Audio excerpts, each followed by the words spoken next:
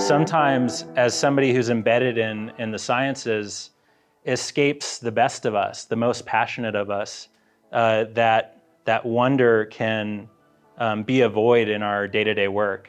With that in mind, Nicole and I have been sending out shoots in all sorts of directions, thinking about ways we can collaborate, but also learn from other institutions and artists and practitioners out there that are doing similarly engaging work in different and novel ways.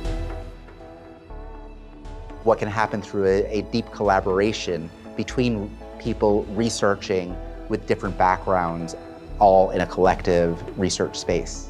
A sort of research that comes from the inside out through the practices of making and of encountering what is made.